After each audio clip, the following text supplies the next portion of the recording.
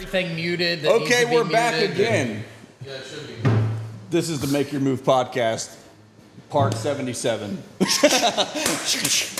Take 6. All right, guys. Yeah, we're back with Mike Kannady from Focal Flip.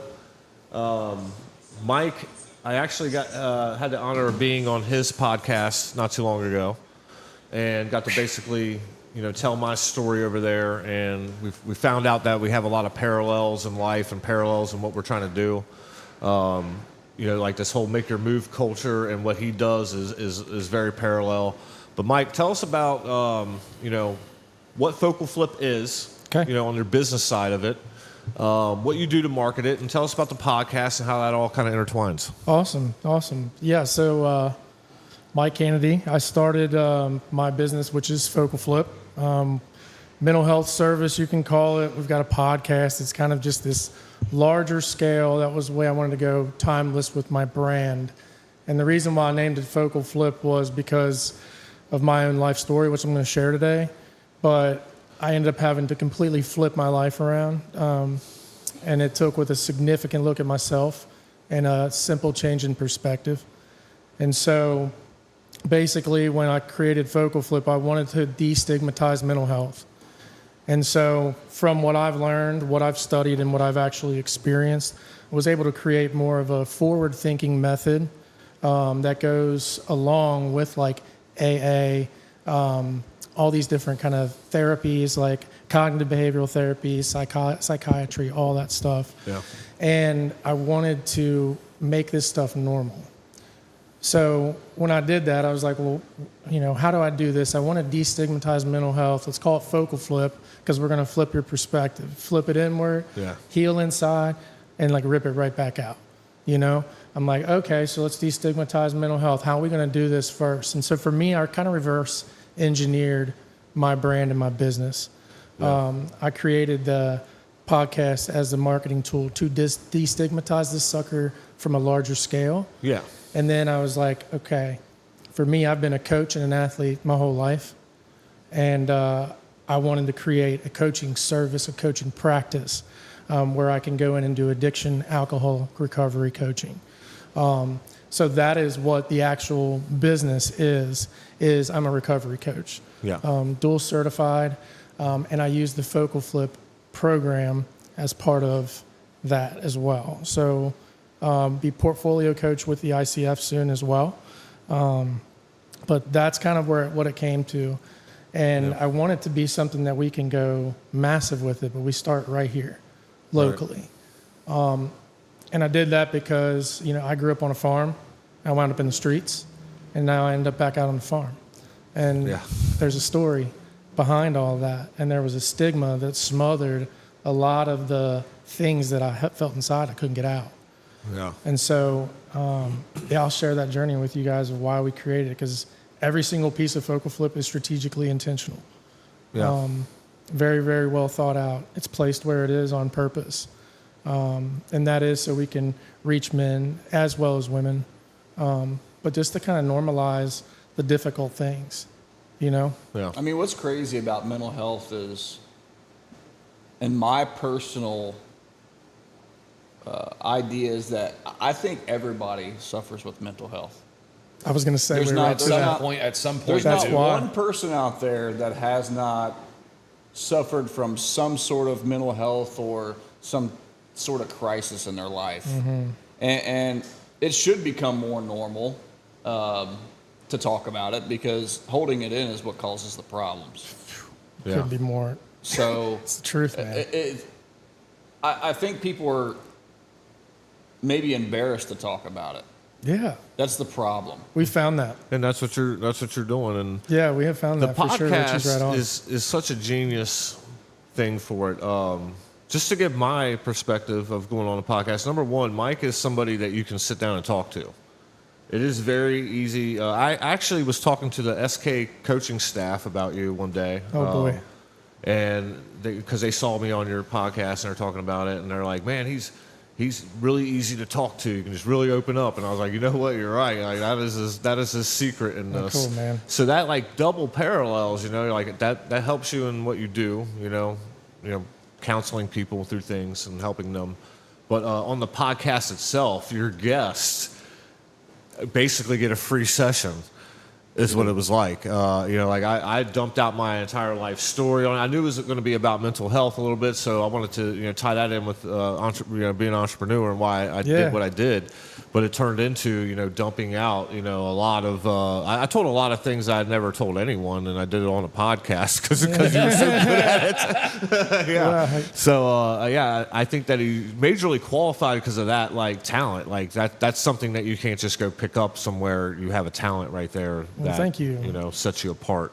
Thank you. I appreciate that. And we really do believe in what you're doing. That's why you're here. We, this thing that we do every other Thursday, this podcast for Make Your Move, is not only to, promote the businesses. This is for our mental health. It's our mental health day. Yeah. We do this, and our wives know that we're doing this, and it's like man day, and we do this, and then sometimes we go to the lake or we go out and have lunch together, and we basically vent to each other about everything that's going on in our lives with the businesses and stuff like that. And it's really helpful. I would say since we started this, we really look forward to it, I think. And it's changed a lot of outlooks and perspective on things, and helps me clear my mind. Yeah. Yeah. And it's helpful.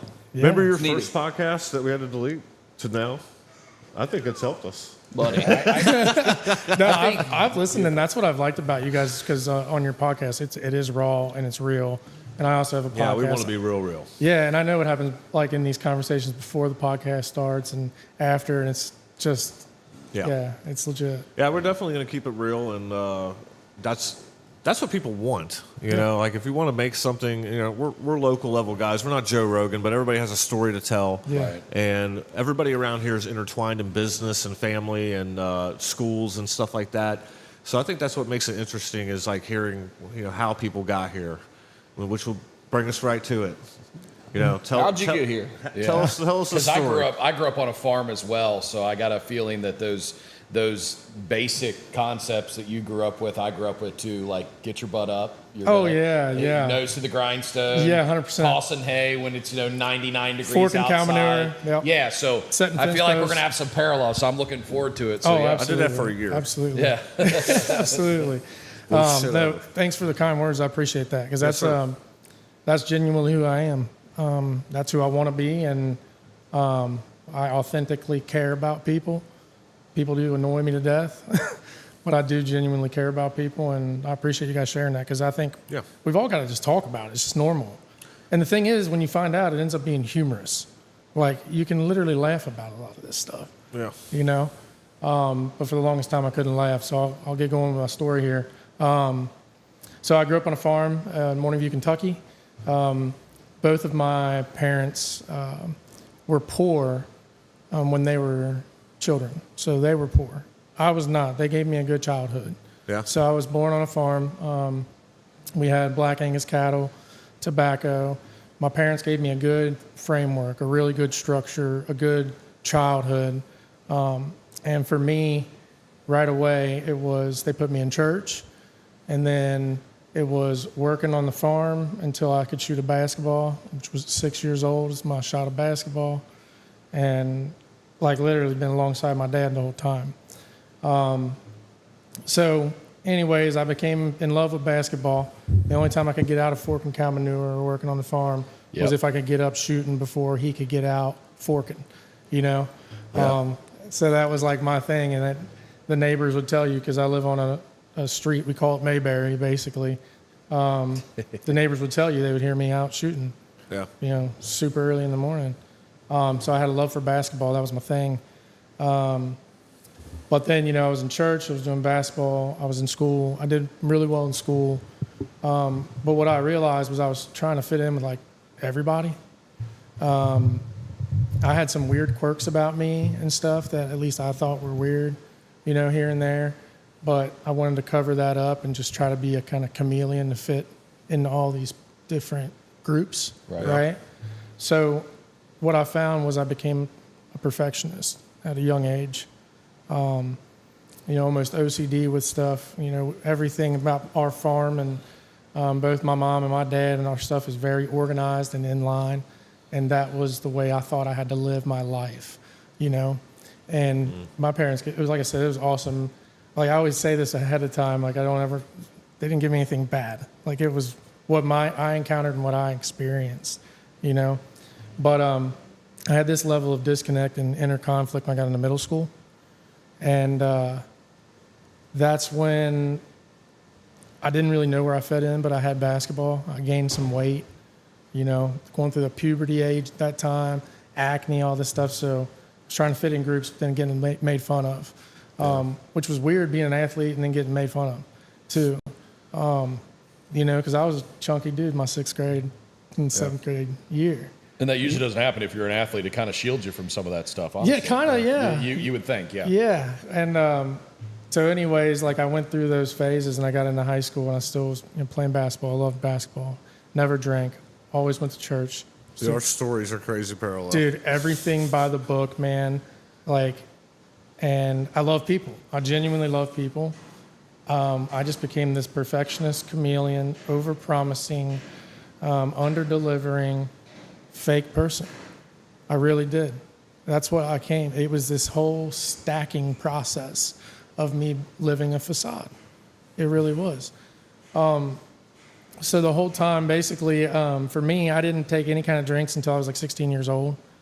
So I had these like inner conflicts. I'm playing basketball, but I want to fit in everywhere. So my friends would start drinking. I went to drink. I didn't like it. But then I liked the effect of it. So at that time, like when I'm sitting here trying to fit in these other groups and I can't fit in, and I'm literally like this perfectionist, I run myself thin. And my whole life was like that. And it just continued to run that way. So being a perfectionist caused conflicts with people? Is that what you're telling me? Yeah. Yeah. So I have high standards. In what way? Like, so you had friends, and what were you doing that was like, they were like, what the hell, bro? I would just critiquing them? Yeah, I was just a yes man. And then anything I would do, I would commit and I would do it absolutely perfectly. But I would overcommit on the stuff and then disappear on everybody. Wow. That was my thing. But the perfectionism, I was like, no, I'm cool with that. I just could never attain it. I learned that. You know, I went through hell trying to be perfect and on a pedestal for everybody else. You know, now I have like standards because I'm a hard ass worker and I'm an athlete and a competitor. And that's what we want to teach through this mental health process. But anyways, I know I'm kind of blabbing, but we'll get into the nuts and bolts of the addiction and alcoholism. Yeah. So when did that start? What's that? The drinking. What so age? I first like drank at like 16. So a lot of the people, alcoholics and stuff. Typical. Yeah. Just a lot of them have younger ages and stuff. But did you do anything else? Smoke weed or anything like that? tried weed, didn't like it because it made me tired, so I fell asleep. Understand. Yep. And then I went to college. I played basketball in college. I was going to go to Northern first, play for Coach Bees, but I went to St. Joe's. And then I transferred to NKU after a year playing at St. Joe's. Yeah. And that's when I got hurt. And when I got hurt, right in that summer going into my sophomore year, been my first year at Northern Kentucky University, was my first time being prescribed opiates. I was prescribed, Percocet 5, had surgery on my knee. And my story during the OxyContin days, all that, I'm one of those stories, guys. And I've got two nasty parts of my story. One has addiction with that, and one has alcoholism. You never made it to heroin, though, huh? All the way until I lost absolutely everything, pawned everything twice. We'll get there. Yeah. I just wanted to know. Yeah, I lost every bit of money I had more than once because I didn't want to stoop to the heroin level. Sure. You know what I mean? But once you get there, it was half the price of the Oxy. So for me, the effect of the perks gave me what I was seeking. They feel good. Yeah. It wasn't the fact that it took the pain. It was the fact that I felt like I didn't have to worry about anybody else.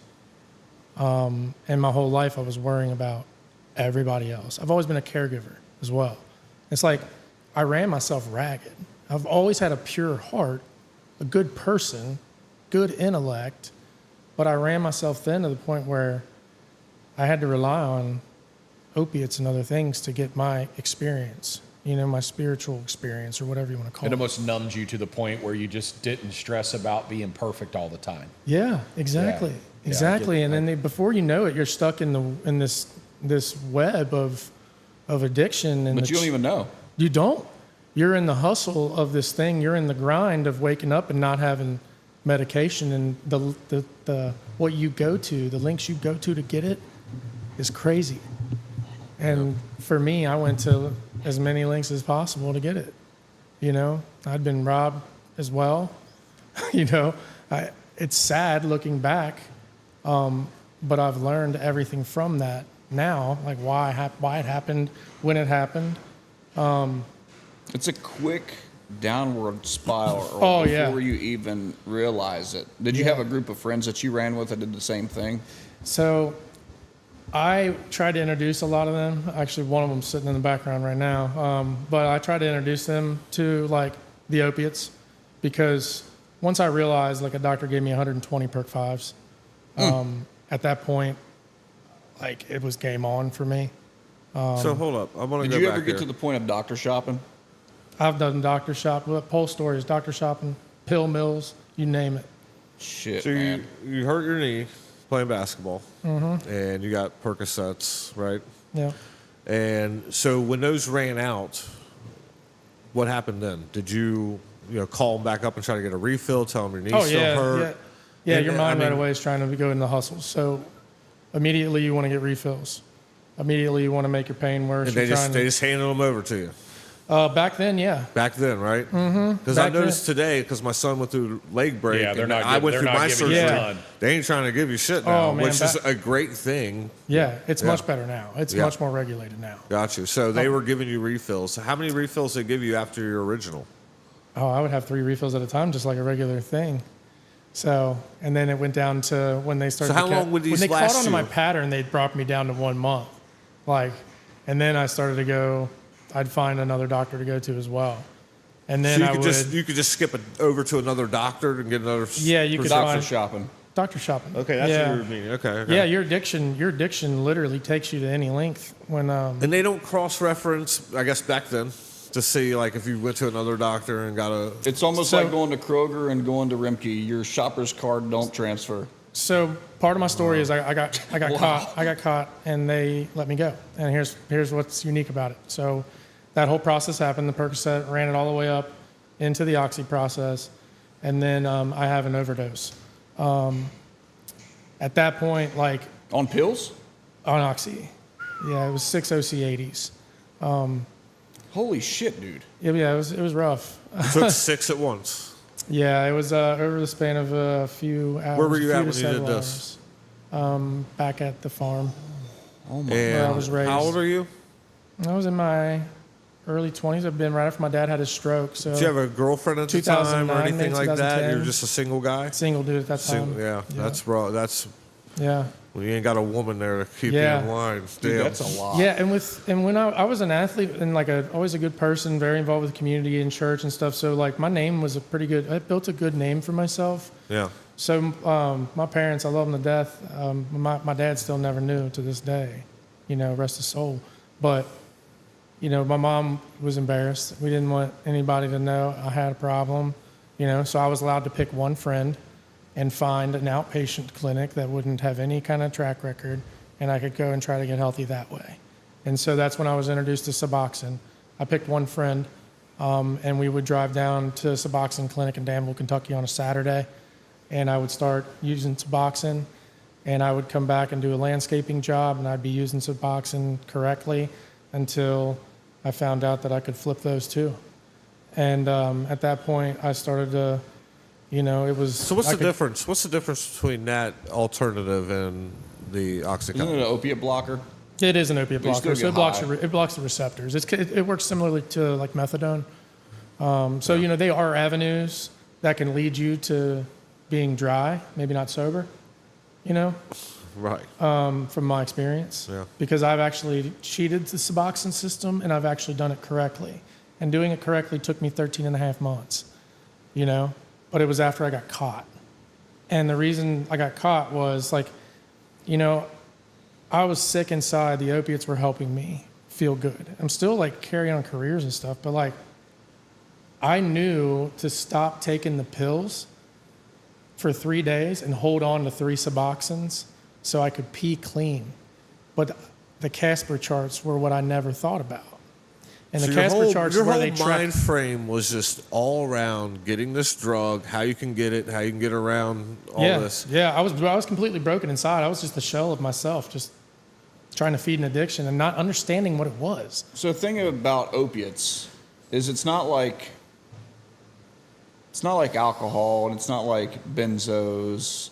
Opiates, unless you're nodding out, which oxys caused a lot of, but Yep. unless you're nodding out, it's very difficult to tell if somebody's high, if that's what you've seen for a period of time of that person. And you can work totally normally and work well. Yeah, Very well. absolutely. Full of No energy. pain, I bet. Yeah, zero pain. No. guys. People just don't notice that there you're doing high. flips. Yeah, And that's what's scary about it. yeah. And like I said, unless you're nodding out, which I grew up in a trailer park, so I know all about this. This is how I know all these terms and stuff that you went through because a lot of my friends went through it. I was on pills at one time at a young age. Luckily, my wife basically gave me an ultimatum, and I chose that ultimatum, the good one. Good choice. And it's a great feeling, but it's really not worth it. But that's what's crazy about opiates. And I feel like opiates are the pure form of the devil, in my opinion, because those things right there will deceive the shit out of you and everyone around you quick. Yeah. And it feels That's a great way to put it. I feel like it's like the one thing that you hear numerous people that are just great people that it happen just, to anyone. It This just guy was a happens good to kid off the anybody, farm. and that's It's an injury. it's just wild. That's all it And it takes. is. It's a broken Yeah. ankle. Not now, it's a though. knee, I don't it's think a- now. Now they do a better job getting you off of it because Yeah, they like they they've give you a gotten- small prescription. Let me They're ask like you a after that they're question. like take Tylenol, bitch. See ya. That's what I was told. Let me Be ask you a tough. I didn't Walk even it take off. any of mine. I took like 3 of mine. Yeah, Took 3, I think. So, yeah. I won't touch this stuff anymore. I guarantee you that. like, I'm a conspiracy guy. Do you think do you think the opiate pandemic was one of those conspiracy deals where, Some they were- people made a ton of fucking money. well, no, yes, and it kept, I don't know how to put it. It Spiraled made out of people control. sick. It made people sick on purpose to get the pharmaceutical industry rich along with the doctors and Yeah. because it's like a I revolving think they kept thing. them in the cycle. I think what they did was they literally created that to get people addicted, make them sick, keep them in the cycle to where they had to be reliant on doctors and on the medicine because that means you can scale consistent money that you're going to get. And What it's was all really in money, odd in about my the opinion. whole deal, though, Yeah. was the heroin. It came very conveniently, all of a sudden. Interesting statement. You see what I mean there? Yep. So the oxys got cut off very conveniently. At the same time, all the heroin conveniently came very quickly. Mm-hmm. So it's almost as a planned ordeal of some sort to maybe depopulate because it sure depopulated my friends pretty damn quick. Same here.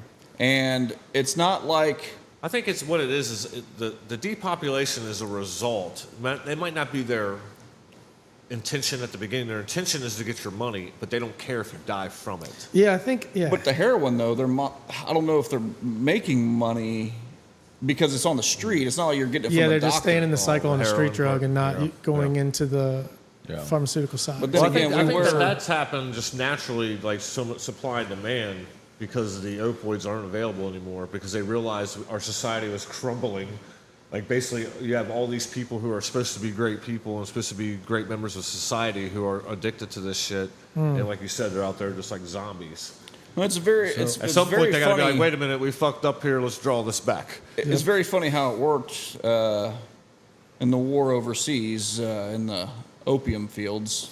It's all very, So very, very weird. Dude, we could get a whole nother It's, episode. yeah, I'm on right. that. Say, Yeah, y'all, I'm y'all right there can get a with whole you other guys on that. podcast on that. I mean, Yeah. it's We it's can just get a weird whole how it nother all episode, happened. man. And I just always try to think of why. Yeah. Why did this happen? Why did this happen?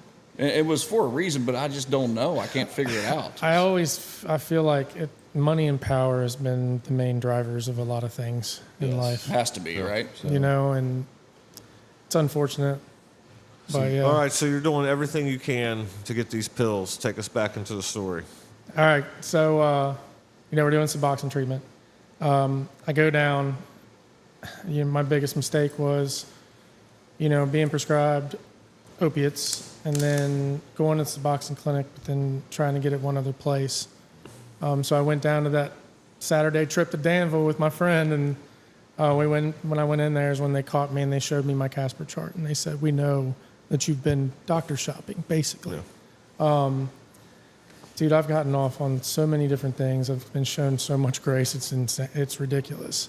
But that was the moment that scared me enough to make me want to do the treatment program right. Because I was sick and I needed it. Yeah. I needed something that was going to make me not fiend for this drug, right? And so that's when I went into the Suboxone stuff and I did it correctly. And it took me, 13 and a half, close to 14 months. And I've done it correctly. I did get dry, but inside I was still broken. Living this fake thing. Yeah, I'm clean. Like, I'm good. I've got this life. And I could drink socially. Literally. I could drink socially, no problem at the time. So, I wasn't full an alcoholic. I knew I was an addict, you know? The alcohol part came later where it was full blown, so it was weird because I was full blown addict. And then I have this job. I'm growing in my career, actually growing in my career. I could socially drink. I could work in sales and socially drink. Yeah. You know what I'm saying? And it was like that. I went to coach, back to coaching high school and stuff. But then COVID hit. And when COVID hit was when my alcoholism went through the roof. I became completely reliant on it. Yeah. Every day. Oh, absolutely. What was you drinking? So I was actually drinking every day for a few years. How much?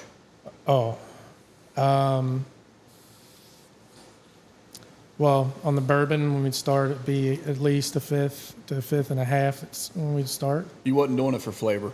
No, I was drinking for the effect. Yeah. That's crazy. So I would start off as just on board, let's have some drinks. Yeah, I loved bourbon. I like drinking. I love going out. I love the social environment. I enjoyed going out with my friends and stuff and, feeling that way. Alcohol started to give me that effect, when I would get drunk or buzzed to where I felt like I could be normal, be myself. Wasn't completely hooked on it yet. I could, only drink on the weekends, until I couldn't. But it was, there was this constant disconnect again inside. I was drinking more and more. That's crazy. Traveling, doing sales up in Columbus. And the next thing you know, I called for this massive account to do. I drive to Columbus, 2 hours up. I meet him at 10 o'clock in the morning. And the guy who I met with, was a CEO and a COO, said, "Why don't we leave and let's go have some drinks?" And it was 10 a.m. Yeah. And I'm literally look at this guy and I'm like, okay. And he's just like, "We'll be good." And at that time, I didn't realize he was full blown alcoholic. Now I know that. Yeah. But we went to this bar and I started ripping fireballs, with this guy. And I signed the deal. And at that point, I'm like, shit, I'm taking everybody out for drinks. Yeah. And it became very much a part of my sales stuff. Yeah. You figured out, hey, hang out with them, make friends with them, have a couple of drinks, looson up. Yeah. And you're getting the sales start playing going. some golf more, drink on the golf course, go start doing these things. And then, I got married. I had 2 kids back to back. So my kids were 13 months apart. So I had this disconnect inside. I was clean, not sober. I was clean, right? And then all of life's things hit you. I bought my house. I get a promotion in a sales job. Career's growing, social drinker, all that stuff. And until eventually I just had too much pressure on me to where, I woke up one morning and I had a hangover. And I was like, instead of taking Tylenol, I'm just going to drink, And if I start to drink, it'll take that hangover away.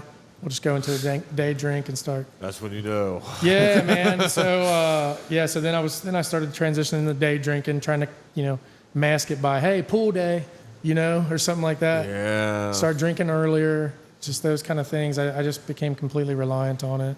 Yeah. And it was so similar to the chase and opiates. But the effect from alcoholism was much worse. That can kill you.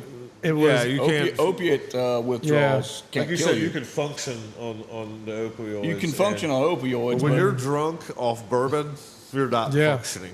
Yeah. You're not doing things well. Dude, I became full-fledged into this thing, right? So I'm drinking like every day, and I was a functioning alcoholic, not a mean person either. Like a happy person, still productive, just broken inside, not knowing what's going on. I know I got a problem. Who do I talk to? I feel like everybody's going to judge me. Like, like, how do I do this now? I'm 30, what at the time, 35 or something. I'm like, what? Like, Where's your weight at? huh? It's Where's your coming. weight? It's coming. That's from the alcohol. I got heavy, man. The drinking got super heavy, like big. I got to 371 pounds 371. from drinking from the alcohol. So I was 371 pounds at one time. And, today I'm 233. But it almost killed me. I had cardiovascular problems. I ended up having pancreatitis. I was on a water drip for 4 days. I've had all kinds of liver issues, kidney failure issues. When was the moment that the drinking you figured out I gotta stop? Or maybe not that moment. When did you say this is it? Where'd you get? I went to treatment a couple times. So the first time that I said this was it, I reached out to a guy I knew in AA, and the man stopped everything he was doing in the middle of the day and left his job and from Covington and came out. I was at a point where I was too chicken shit to take my own life, but cool if I didn't wake up. And I literally would wake up and drink. I was drinking so much. My alcoholic mind said that Fireball was healthier than bourbon because it was 40% and not 80. Like that's what my disease does. It's a progressive illness, Yeah. And so that last time in there was 53 shots of Fireball and 3 nurses walking me in. I was sitting on my couch like this and confessing to my mom, like, I need some help. But then, like, no matter what people would say to me, I didn't even respond. I was just a shell of myself. I couldn't look at you or anything. It was just, I was full of guilt, shame, remorse. Well, what's going on with your family at this time? What's that? What's going on with my family? When you're doing all this drinking every day, Wife and kiddos or everything. Just how do you slam down 54 Fireballs without someone noticing? They just kind of do it. Well, I try Were to you trying to hide keep it out of your house? Were you trying to do all these social events. Yeah, I would events try to and do stuff? it out of the house, and like if I would do it in the house, like Be sly about it. Yeah, Little mixed I started cup. hiding it too. Like Yeah. a lot of true alcoholics that's been through it, they've hit it. Now, what about your wife? I would come home one time. I came home one time to family members, and like God love them now, but there's 4 bags of Kroger bags of Fireball because I would have Fireball empties hidden everywhere in my golf bag. Yeah. I would hide them in the bottom of my So they car. did notice this, and they were trying to intervene. Got it. Yeah, but you couldn't get me to trust anybody to talk, to be real, to be honest. because that I didn't negative trust- spirit was in you, man. Yeah, I didn't trust the soul. I wouldn't trust anyone. right. And it's like, and to this day, I still have trust issues. Just get a lot better. Sometimes you know you want to quit something, but you didn't. But you have this like devil on your shoulder, like, but don't do it. Keep going. Keep going. Yeah, and I had that too. I had that a lot. Yeah. But like, Keeps talking you back into it. yeah, the first time when I got sick, the craziest part was getting pancreatitis and knowing like literally, it's like you're almost dying, like you're dying, Yeah. and then relapsing 31 days later and sitting in treatment going, how did I get here? Literally. And having pancreatitis and stuff during COVID, and like I had illness on illness, but never like really COVID. But like being in there, I didn't have any visitors but my mom. Like we weren't even allowed to go out and walk the hallways. Like yeah, and that's mentally taxing. it was too, there. awful. Yeah. Yeah. So then when I got out of there, I'm still kind of broken inside. I didn't have like a recovery program or anything yet. They separated you from the alcohol, but Yeah. they didn't think of that's like a physical thing. Yeah. They're not thinking about the mental Yeah. thing. And I'll never I'm forget. feeling like this inspired you. I'll never Yeah. forget Fix those that. dark times. I'll never forget like those dark times you like when you run into that. It's just so wild how your mind will convince you Yeah. that there's no getting out of this. I remember when I was going through a divorce when I was young, and it was a very dark time in my life, and there was all kinds of bad things that went on with that. And I remember thinking too, I've shared it with them, and a lot of people that close to me know, you know, I same thing as you. I don't think I'd ever gone and put a gun to my head or anything, but I'll tell you, if that car lost control and I went off a cliff, I don't even think I would have cared at that time in my life, you know, because it's just that point where it's like, is this ever going to end? Like, is this going to stop? And you literally have to sit there and take a deep breath. And I'll never forget one of my favorite people in this world always said, he said, my dad before he passed away said this one line, and he said, Josh, it's helped me more than I can tell you. He said, son, just get up and put one foot in front of the other and take a deep breath. And he said, there's been so many times that I have to do that because life gets so damn hard, you know? So it does. It's just wild. Yeah, it does. Yeah. It gets super hard. That last time was, I wasn't even sleeping full nights. I would wake up every 2 hours and take 3 or 4 shots of Fireball. Yeah. And it was literally just a function. But that last time in there, I got so sick from it that I did have DTs, hallucinations, not visual, but sound. I was incredibly sick. Like, I bled quite a bit, like in multiple ways. Like, it was awful. At that time, like, I was faking my way through programs. I was introduced to AA. I loved AA, just because I felt like I could be real there. Yeah, you're around other people like you. Yeah, a big shout out to that program, because that was huge for me. But I faked my way through those steps too. I faked my way through every single program that's out there. A lot of people do. Yeah. A lot of people do that. Until I finally waved that flag, and it was like, when I waved that flag, I was so sick, I don't ever want to forget the last time in treatment. And I just said this at Sun Behavioral last night to a group. Don't ever forget your last time there. Because I got almost 5 years sober now, and if I were to drink tomorrow, I would be more sick than I was 5 years ago when I was in treatment. Yeah. You know, it's just what happens. It's a progressive thing.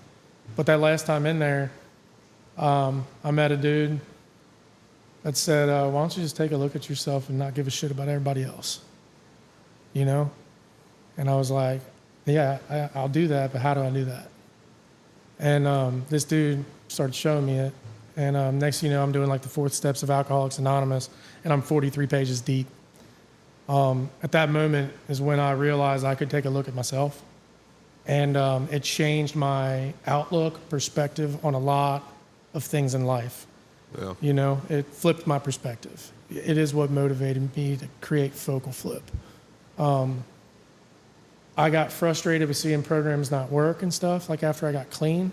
Yeah. And seeing people go back out. And then I got frustrated sponsoring people. I still do sponsor some people, but I coach specifically because this thing requires work, you know? Yeah. And I want folks to take it seriously, you know? But that's what it was for me. I got clean. I had to go to intense outpatient programs. I was in treatment for, I think, 23 days total. I did therapy. I've done it all, you know? Yeah. And I never wanted to go back, you know? At that point, I stopped caring what everybody else thought, and I just worked on me. And the past me would have said, well, that's selfish. You shouldn't make yourself a god, or you shouldn't, you know what I'm saying? Like, that's what the old me would like say, like, no, don't you no, hell yeah, I'm going to. Like, you know, and that's what the new mindset is now, is like, I was this. If you want to help others, you got to help yourself first. You got to protect yourself. You have to. Yeah. You cannot be good for everybody else. You cannot be good for anybody else, and unless you're whole.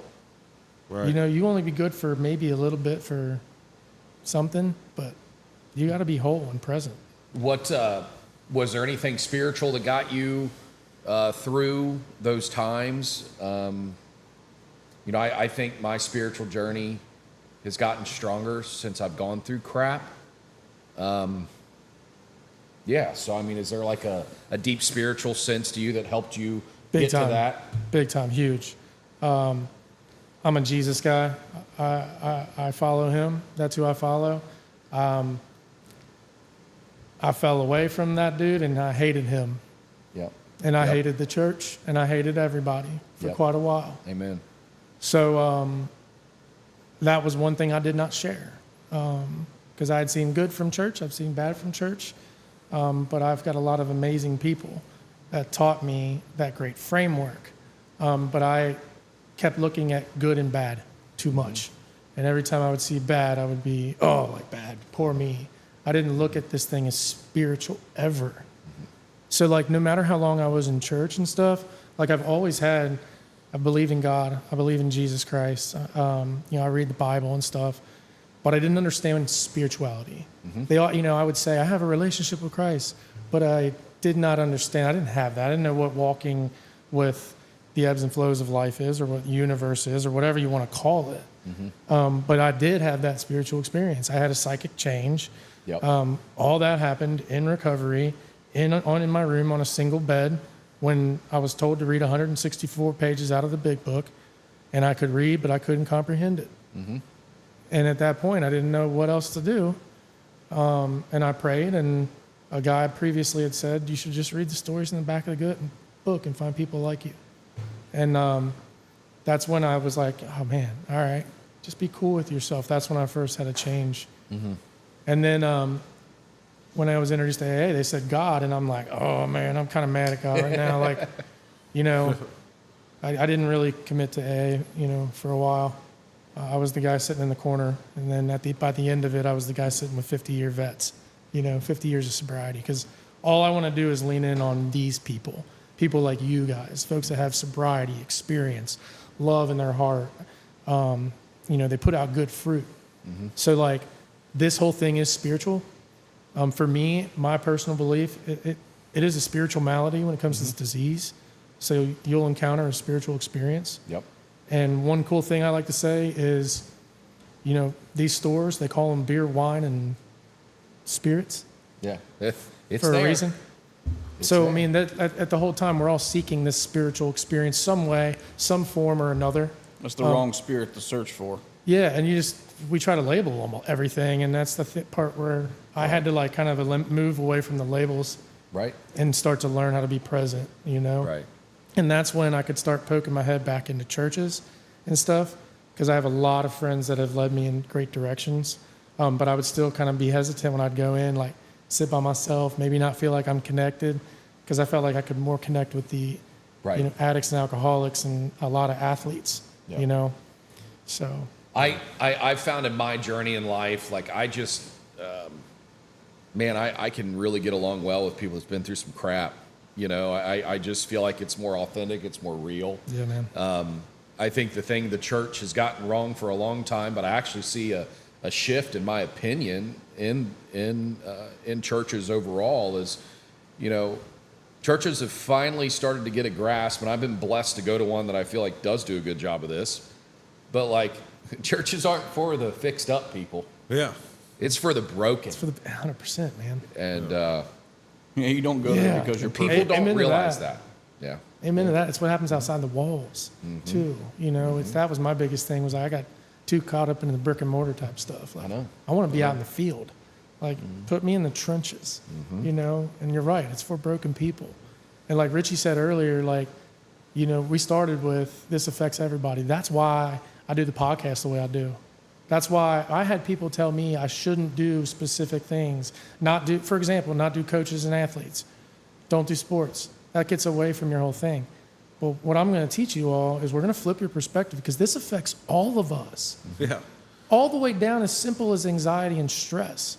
It's just, do you have the balls to sit down and talk about it or not? That's mental health too. I think dude. I think anyone can sit across the table from you. It doesn't matter what their profession is or what they're doing or anything like that. Yeah. But you have a connection with the sports world, so that's like an avenue, Yeah, it's like my network. I'm comfortable pretty much there. what connected us too is basketball and being known through sports and stuff like that. Yeah. Yeah. And that's real absolutely. too. You remember that feeling after the last time you walked off the basketball court? Remember that? Like when it really mattered, right? Like high school, college, whatever that may be. Like, Yeah. you hear all these people that are in careers for it. You hear all these, like, special force guys. It's just that community is gone. Like, Yeah. it's a community. God, that's interesting. And a community is what usually props you up and gets you through hard things. So people don't understand, like even a high school kid walking off the basketball court or the football field, when that's what his identity's been in, Yeah. it's hard. Yeah. Well, that's, it's funny, Josh, like I'm looking back and reflecting on everything that I did in my past and taking that hard look. Guess what it was? Guess what was gone when I started? You couldn't play basketball when the knee Couldn't play got hurt. basketball. Guess what I'm doing at 40 years old now? I'm playing basketball. I'm back around son basketball. kind of went through this. My son is still, I mean, he's found his way, but my son kind of went through this. He was just like, he got cut off the basketball team his sophomore year. And I never saw somebody so broken, not over the game of basketball, but who am I going to sit with at lunch? Who am I going to sit with at class? I'm already new to this school. Everybody I know and I talk to is a basketball player, and now I'm the guy who's not on the basketball team in the group. It's a mental nightmare. Yeah. It really is, man. Right. It really is. So being in those groups when you're younger, that's a lot easier to get by than those college groups. They could be a catalyst to what we're talking about. It can lead you down to Right. a lot of drinking and things like that. But some people go away from it because it's social. Some people go down the drain with it because it helps them mentally. Yeah. Yep. Yeah. It's their counsel, Yeah. Right. a Absolutely. bad counsel. And Yeah. it's funny how everything, like my spiritual thing that I went through, that I told you about. It's what's really on mine is like, it's like God knows I'm scientific, so everything's always kind of like mathematical and scientific. We got gets to watch thrown- this journey, by the way. Yeah. This was cool. Well, everything. It's like he's like, okay, that's your language. Let me show you then that this is all mathematical. This is all science. And like just I've noticed over the past couple weeks, Richie gave up alcohol, right? And he's been slowly, like pulling us back. And then now you're here today. You show up here today. Now I went through a Good little for bit you, of man. It's not worth it. Oh my God. It's yeah. useless. Gave me chills, actually. It's That's a, cool. it's a useless drink. Dude. Yeah. All it's going to do is get you in trouble. I'll tell you, my journey was, I got extremely trashed last year, a year back from now, and I drove home, and that's what woke me up. It was the next day that I woke up, and my mom was angry at me. She wasn't angry that I was drunk. She was angry that I drove home and could have killed somebody or a whole family, and that put me in perspective, like, this world isn't about me. I didn't care about those families last night. Like, that's the wrong spirit. Put me in one my hell of a mind. helpless position too, because I was watching it. I'll never forget. I was rolled over in bed and looked and saw a picture of. I didn't know where he was at, and I think I called you like 7 a.m. the next morning or something. I was worried that night. Wow. Yeah. So that was your moment. Well, I mean, you had a Well, I've drank you had a since couple then, nights like that. yeah. but I haven't been drunk since then. Yeah. Yeah. But now in the last month, I really don't even want to drink now. It's like, Yeah. because I know how I am. I drink too much too quick. It just ends up at a bad time. Bad situation. And Yeah. I get it. I get it. It's just not even worth it, man. I'd just rather drink water. Yeah. I have, coffee. I have had, every single thing in my life has changed as soon as I gave up alcohol. And now, like, it's interesting because there's actually family members like, my girlfriend, some of her family members that drink, stop drinking. I never really pushed anything on them, but I think it's just seeing the health benefits. Like, I'm more efficient. I'm a better business person. I think more clearly, all that stuff. And I've become obsessed now. Like, once I put the drink down, I realize how capable I am of accomplishing things when I don't have poison in me. And it took a couple of cancer survivors, hint, hint, that has started to kind of wake me up to some of the final pieces of my like holistic health puzzle. Because that's been my thing. Once I could quit drinking and I could like connect with people, like-minded folks and all this stuff, like it was like, let's just get healthy. Let's get super healthy and see how much we can accomplish. How many people can we help? To the gym is and Yeah. putting good things in our body. Yeah, I don't give a shit if Literally, I'm that's what 40. we've been, I kinda don't care if I'm doing over 40. here. Let's just redefine that at 40, whatever, So like I've been on this journey of just flipping people's perspectives, normalizing this whole thing. Now we're doing I could segue into this if you want me to. Yeah. Yeah, I did want to talk about this because this is come over here and perfect. sit. Come over here and sit on it. Seriously. Well, first introduce. Are you gonna just let him in? Yeah. Okay. You come over here and you all talk about what you're doing. Just Yeah. move that microphone back. Okay. So introduce your colleague here and tell us about Yeah. what he's doing. Awesome. So this is my friend and business partner Jeff Hatter. Yeah, we are college roommates. So we have known each other for a long So time. you've seen this whole story play. I have. Yeah. Were you part of this? Were you like, oh yeah, bro, or were you like, Did bro, you cause this? No, calm down? Maybe. Yeah, your ass influence, left the and went to instigator. Korea, and I'm just sitting here. Where's all my friends, man? But I did. Similar to Mike, before we get into this, my eyes were woken up with just the garbage that was going on, just the recklessness that was going on through the pills, the drinking, this and that. I actually left and moved to Korea for 15 years. Oh wow. As kind of my escape. So I recently returned back from Korea. I lived over there for about 15 years. Can you speak Korean? I can speak a little bit. I can Damn, speak a little bit. 15 years. 안녕하세요. Can you say make your move? Can Okay, you say make your move? Yeah. Make your move. Yeah. See if you can do it. please do it. Make it good. Just make up something we won't even know. Yeah, we won't know. Yeah. Bro, you should. Anyway. But with this, I was introduced to yerba mate. Yerba mate is a loose leaf tea that's out of Argentina. It's kind of a Argentina, Uruguay, Paraguay. Many of you guys have probably, if you watched the World Cup, you've probably seen Messi drinking that. It's called a gourd. They took, I forget how many thousands of pounds to the World Cup with them last time. But it's an organic tea out of South America. But Puzzles. Sorry. I thought, it's kind of cumbersome to carry around that gourd and the loose leaf tea, and you got to carry a thermos with you. And, if you're not Argentine, then it's going to be difficult to do that, right? Yeah, a lot of people are not going to do that. Right. But the health benefits and the energy and the focus that you get from it, everybody could use that, right? So I decided to turn it into an instant form, and I added electrolytes to it to kind of replenish the body, whether it's for people going to the gym, athletes, hell, anybody out there, a mother of 4 running ragged, right? Yeah. So I decided to put the electrolytes in there, and what I started was a company called North Star Yerba Mate. This is we got a few different flavors. We got strawberry, lemonade, fruit punch right now. But with this, you just take No a sugar. spoonful. Yeah, it's Told you, organic Quinn. yerba and 0 sugar electrolytes. I told you, Quinn. I messaged you. See lots of zeros back there. Yeah, there we go. It's getting Yeah. sexier and sexier, all these Yeah. zeros. But I want to get my instead perspective. of waiting on your coffee to brew in the morning or stopping at the Speedway to get your Red Bull or whatever, a lot of those come with jitters and crashes and all that. With this, there's no jitter, there's no crash. The best part about this is it's Clean. very steady. You don't get a peak with it or anything like that. So with the instant, take a spoonful, drop it in your hot water, mix it up, and you're out the door. Yeah. So And if it's 16, Respect if it's that, a Richie. 16.9 Richie inspects ounce, everything for me. He's always it's a like, 16.9 it's ounce got circulose, bottle. you idiot.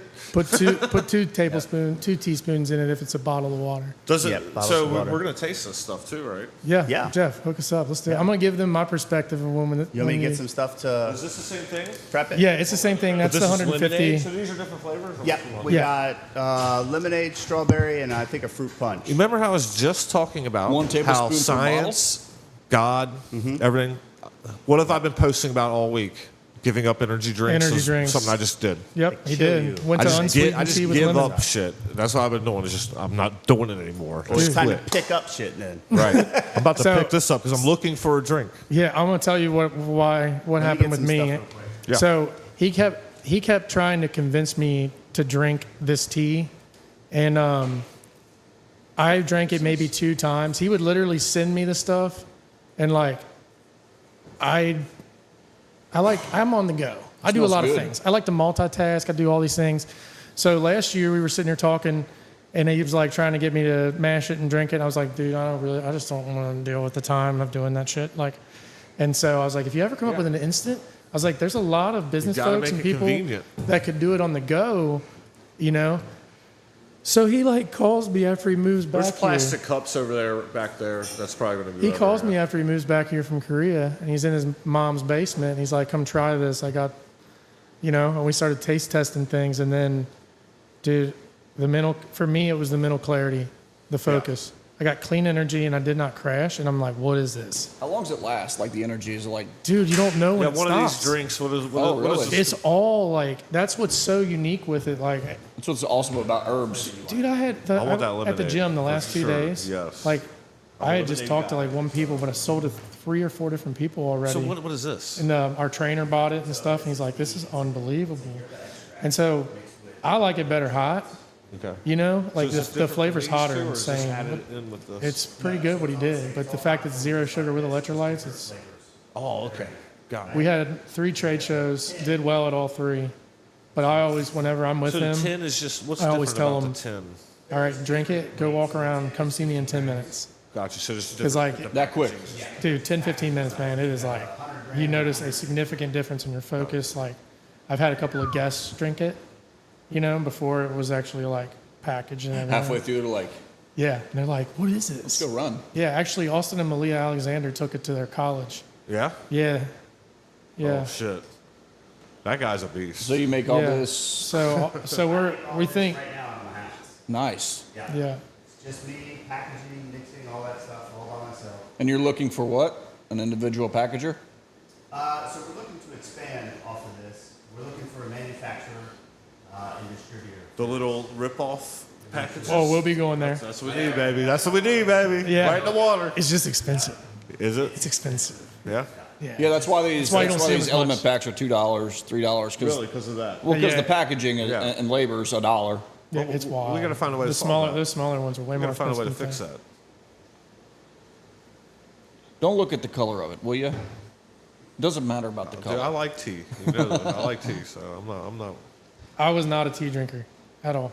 I like tea. I was not. I was a sweet tea drinker because I grew up on the farm. I mean, but that's like, when I gave up the energy drinks. I went straight to tea because it has 50 milligrams of caffeine, which the energy drink that I was drinking had 200. No, and I I drank know. 2 to 3 of those a day. We're talking 600. That's 200 milligrams over dosing. you and me were drinking That the same caffeine thing. you're too. talking about? It's on Alani's, right? So Yeah, Alani's. Yeah. The old typically, the old your rusted mate out by Alani itself will here. have about 30 to 50 milligrams. Too soon. Yeah. The amount that we put in is closer to 30 milligrams of caffeine. Yeah. Scientists are working because the caffeine compound that's in here is slightly different than what caffeine that you put in Red Bull or Coca-Cola Okay. that you got find in some coffee super as well. caffeine. Okay. It is, they call it matein actually, because it's like a cousin almost. So they're working on papers to publish that, and they're doing research and more on that. That's what So you the have? caffeine, yeah, it's in the yerba itself. We've got modern day shark. You shouldn't have told everybody that. Told y'all. This is my business partner, Just gave college them the roommate. sauce. Yeah. But It's the it's caffeine been kick that you get from this is completely different. You're Yeah. gonna, you're gonna feel that Can't buzz come wait. up, and then it's just you're gonna feel it for a good 2 hours. Tailgate's got me driving down to Vascalinas today. Where? Nobody gets that joke if you don't know Office Space. I didn't even hear you. Any Office Space people out there? I said I got to head down to Vascalinas. Did you ever watch Office Space? I have. His next door neighbor. Anyway, god damn it. Had her stood You guys obsessed on need to getting watch Office the perfect serving size. If you're an Office Space fan, I want Say it in the strawberry, comments. dude. I'm bougie. I want that strawberry. is this ready? Yeah, go for it. I'm just kidding. All right. Should I ice this? Oh, this is hot. If you can. We're going So, hot. We're going hot. If you guys want ice, you can drop it in. You can drink this hot or cold. I'm going to try it hot for a minute. I'm more of a cold guy. I'm going to hot it first.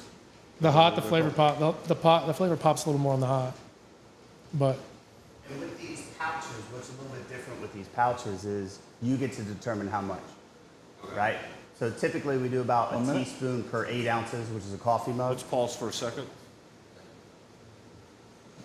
This is the thing that we have to do in the middle of ours. All right, we're back. Okay. Sorry. So typically a teaspoon or about 3 grams per 8 ounces, which is like a coffee mug. And It's delicious. It's hot as fuck, though. Burnt my whole lip. way to go, Jeff. Way to go, Jeff. He's a cold guy. So it hurts. It's like the sweet and sour. Hot as fuck though.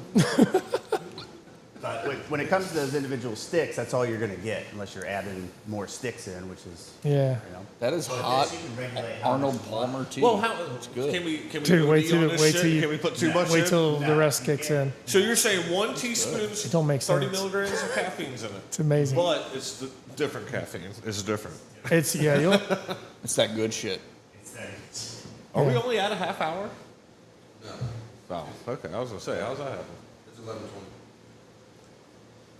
Well, we never had the taste test on the show before. Hey so man, leave it to the Focal Flip episode, y'all. We'll consider this the lunch that we have afterwards usually, and we videotape. So how many? everything. So by yourself right now, how many orders can you keep up with per day? Packaging. Here we go. This is what we do too. We try to help people. That's a great question. So we're working on that right now because we got to get immediate sales. So we're going to be at the farmers market. So they just started a little packaging session last night. We haven't figured out exactly No what website yet? it's going to be. This is going to So, blow up, dude. that's why- y'all need to get to work. Get out of here and start making this shit. I'll talk with you guys. I can talk with you guys offline. I think this is gonna be good. And Who came up and with this I'll idea? I'll You? chat. Yeah, we'll chat with you guys offline, and I'll show you kind of the way, like how it's I wanted packaged something now that was on the versus go. what I we wanted the have health to package it benefits, that versus energy kick that you get what with it's this going to and look like something when we on the scale go. I up. like this tin And a lot can. of people want cans. I'm interested in this tin But can. you either got to buy that in bulk or stop somewhere and get it. This, I just open it up, spoonful it out. I and really these like actually, the you can take can. it and put it in your bag. So you, Right? so you Not prefer too this? Is this a less expensive option, and you like it better because it seals it? I'm sorry, I missed all that.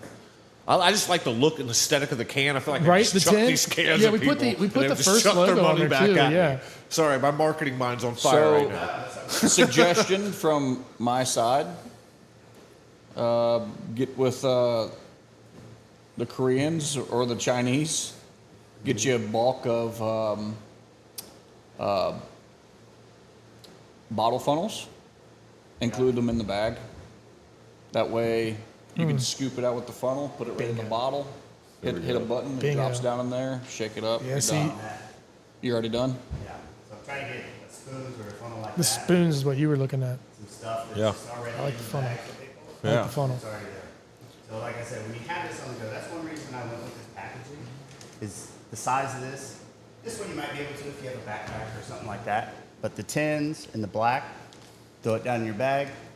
Once we have the spoon in there, you get it out, spoon it out, and you're good to go. I kinda forgot like the which funnel one. pre-workout I purchased. I think it was This tastes Insane good, Labs. and they that's have a amazing. funnel? That's The the biggest funnel thing one? for me. It Is a came lot of with the this funnel, healthy and it had a shit cap tastes on the terrible. top. This tastes And great. then the bottom, it had a different style It does. cap. It really does. It had a cap that'll close, but then again, you So just how take do it you get down the in there, lemon turn taste? it, and it'll drop it down to the bottle. So you can bring that whole funnel with you on your keys. Oh, okay.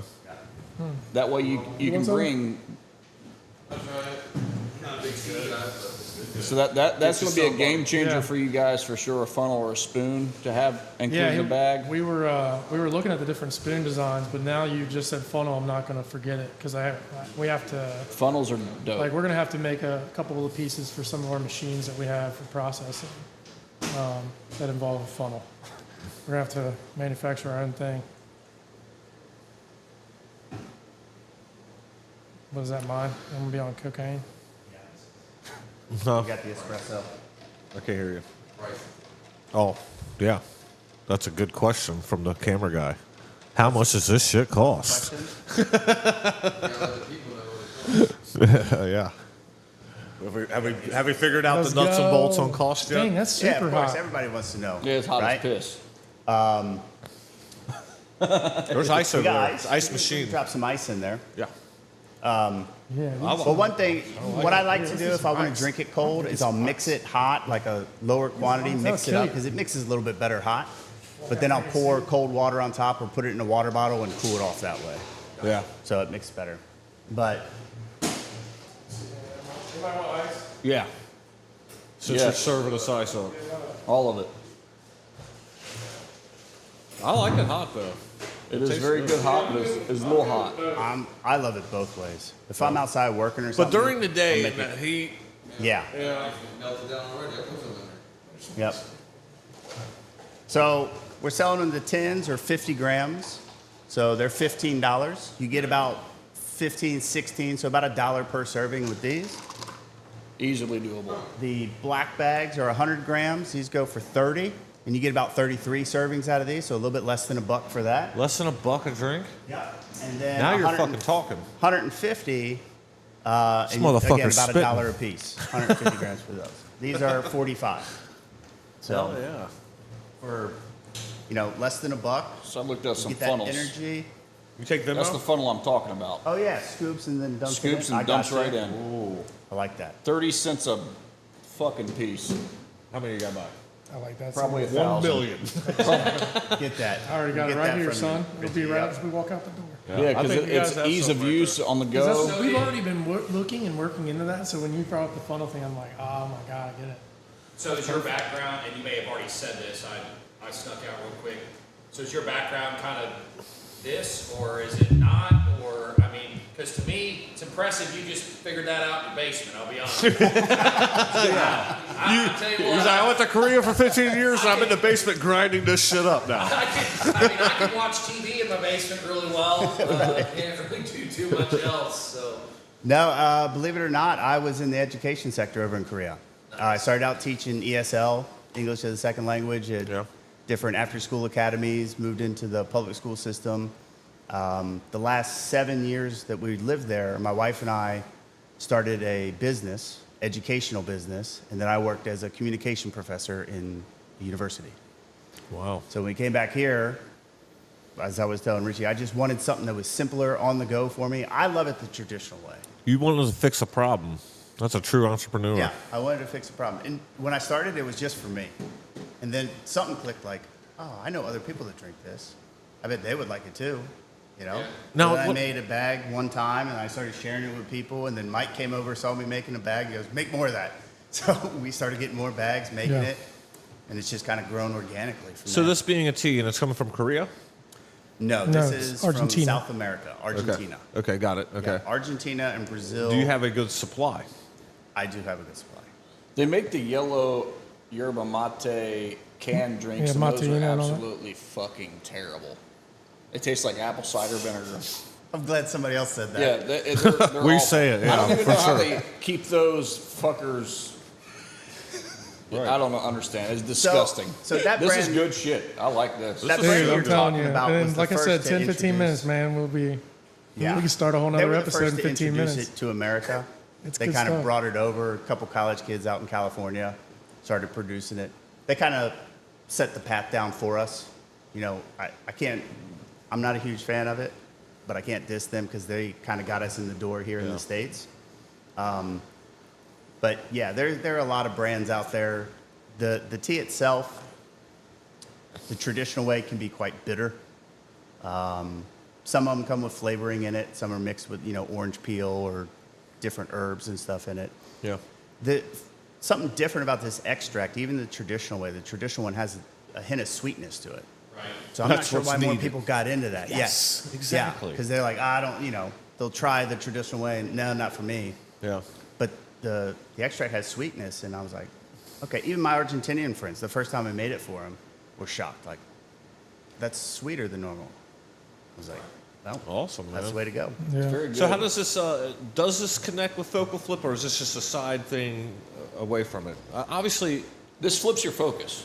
Listen, I mean, this gets you focal. Yes. it does. Yeah, yeah. But Mike's all about that mental flip, right? Yeah. One of the best benefits, in my opinion, is the mental clarity and focus that you get from this. Yeah. When you're going through a change, like he went through, like many of us have went through, and we're trying to find that change, I think this is the tool that'll help you Let them clarify some of your get thoughts, addicted to something slow you good. down and get something. Get addicted Something to that's something not good. gonna Come kill off you. Because that's really Something what that's it's not going about. to Humans poison just- your body. They want to be doing something, Something. consuming something, Yes. smoking a cigarette, oral Yes. fixations, all that. Yes. Yeah. And that's literally that's how I've literally gotten over a lot of the stuff, like giving up drinks and all that, was realizing what the key thing was drawing me back. Like when I got off doing soft drinks, the first thing I did was get, Carbonation. carbonated water.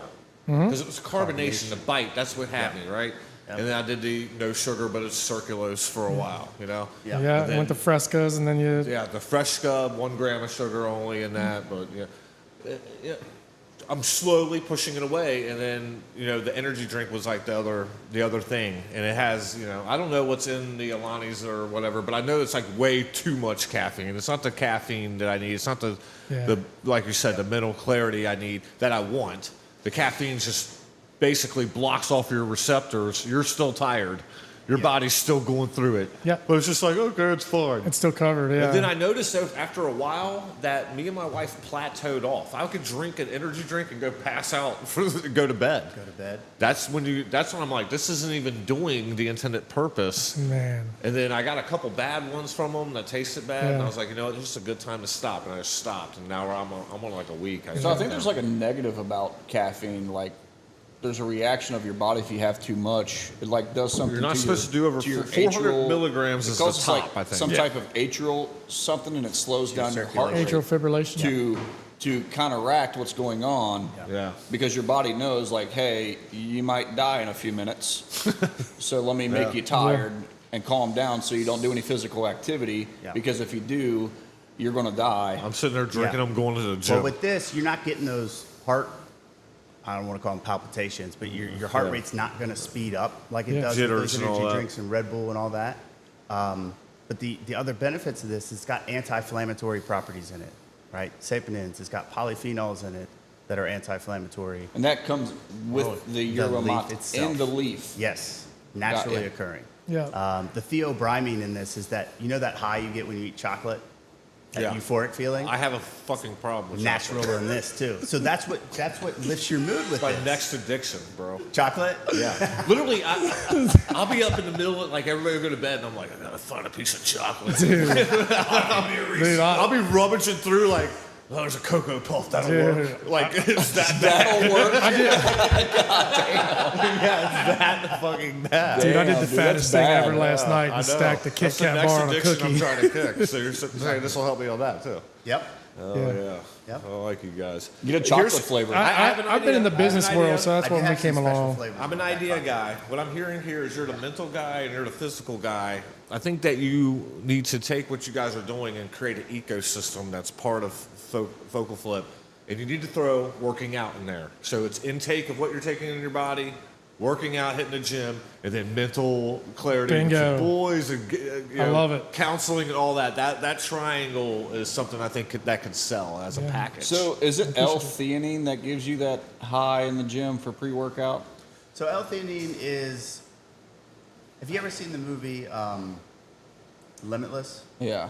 When he takes those pills, that's what L-theanine is. It unlocks parts of your brain, for lack of a better word. I'm not a scientist. Sure. It unlocks that. There is none of that in this. But it's in pre-workouts though, right? I believe some have. I think it is. Yeah, you have to follow Gary. What's his name? It talks about.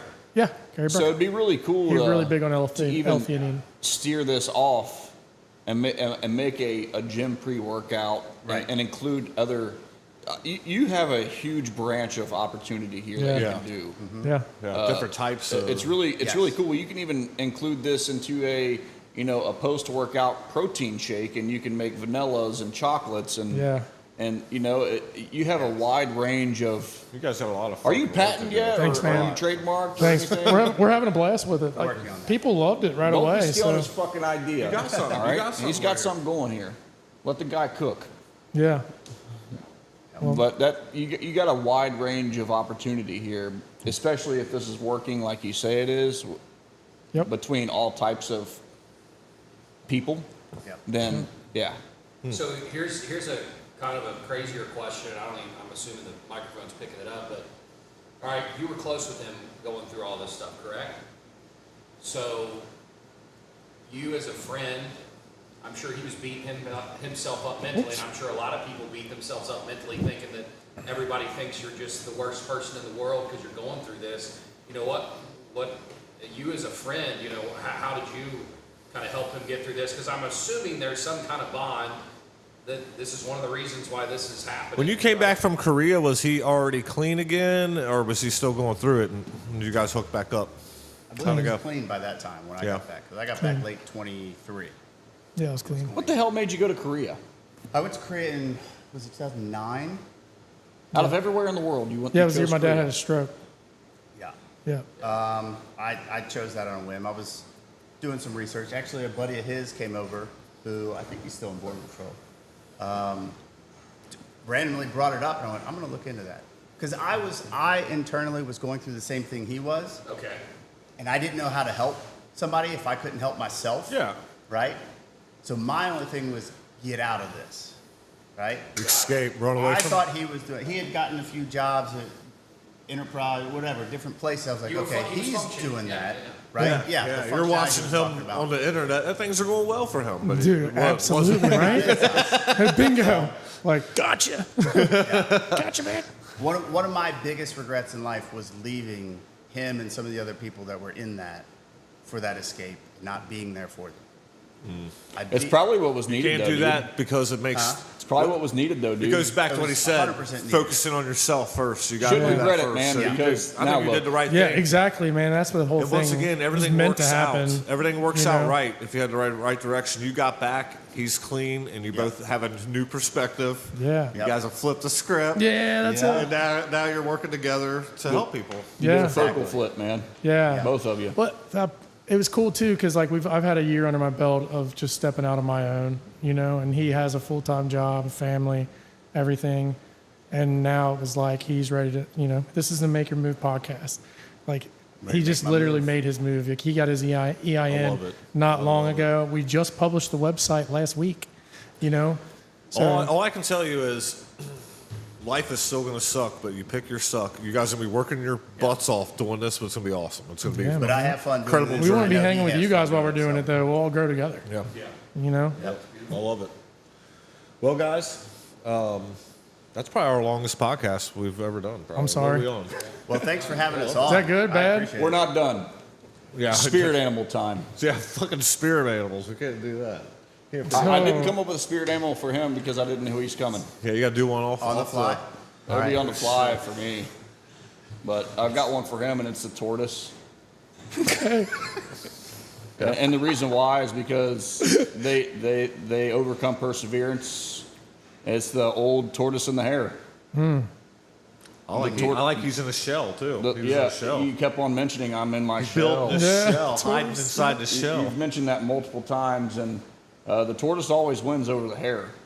It doesn't matter how fast you get there; it's how the quality is. And you've produced very good quality, and came out with Focal Flip, and it seems like it's doing very well. And you've really come back to all the things that you were actually trying to find within yourself, within the alcohol and opiates. You were trying to find the fake self within all that. Yeah. But the real self has actually came out of its shell, and it's helping people. So he's no longer a turtle. He was. He's not a turtle. He's, Now a, he's like he's an a shellless iguana? turtle. I appreciate it. That's He's a awesome. soft shell turtle now. That's it. Big salt. I'm just a big soft shell turtle. I'm the sea turtle. Sea turtle. bad at my guy? Am I doing? You're going to take a try. Oh, She doesn't know sports. Sorry. Start talking about sports. That was, Dude, Richard brought that around really well, man. That was good. That was Yeah, I mean, awesome. it's- Appreciate the kind I words. don't know about you. I'm gonna have to get back to you in a second. Let me think about it. you know, I didn't even think about I'm these. not smart enough that I can do one. You got one? So before we got onto this, I was like, I just think you really put out like patience, understanding. What is kind of crazy is you made mention that you were able to kind of like chameleon and kind of like, you know, merge with everybody. In a way, that's your strength too. So when I put all those together, a frogfish. You're getting a lot of amphibious and reptile shit. One of the most patient, can blend in with anything and run with anything in the ocean. And though that was something that was a negative for you when you were going through your battle, I think it's one of your God-given talents now that people feel so comfortable to be around you. So Appreciate that. That's cool. I just thought that kind of fit. That's cool. Sweet. Appreciate that. Yeah. Frogfish. Yeah. That's cool. Tortoise and the frogfish. You're still over there cooking. Yeah. I see smoke coming from your Yeah, ears. what? Yeah, look at that. I have a debate going on in my head which way I wanted to go with it. But I'm going to go with an owl.